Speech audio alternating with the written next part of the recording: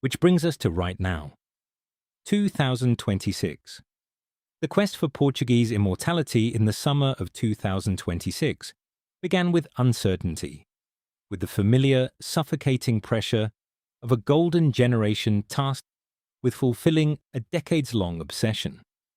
Under the scorching sun of North America, Portugal marched into the expanded tournament, carrying the weight of history and the definitive, emotional swan song of Cristiano Ronaldo. Their campaign kicked off in Houston's NRG Stadium against a resilient DR Congo squad, a grueling physical test that exposed early tactical rigidness and ended in a frustrating 1-1 stalemate. Critics immediately questioned the balance of the squad, wondering if the aging icon up front would stifle the fluid, hyper-creative midfields of Bruno Fernandes, Vitinha, and João Neves.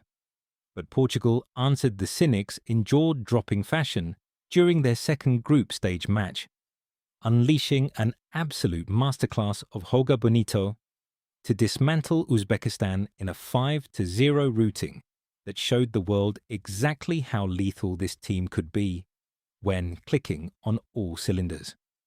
A subsequent tactical battle and hard-fought 0-0 draw against Colombia in Miami secured their passage out of Group K, setting up a highly anticipated, high-stakes round of 32 clash against their old tournament nemesis, Croatia.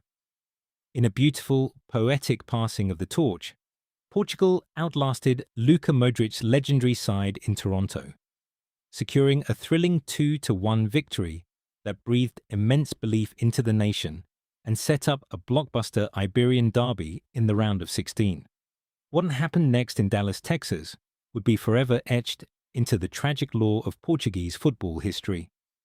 Facing a defensively impenetrable Spain side, Roberto Martínez deployed a calculated 4-2-3-1 formation, anchoring the attack with Ronaldo in a desperate bid to finally break his knockout stage curse.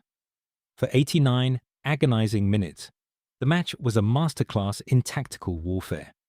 Ruben Dias and Renato Veiga threw their bodies on the line to nullify Spain's electrifying wingers, while Diogo Costa stood like a wall in goal. As the clock ticked into stoppage time and the spectre of extra time loomed large, disaster struck in the most brutal fashion imaginable.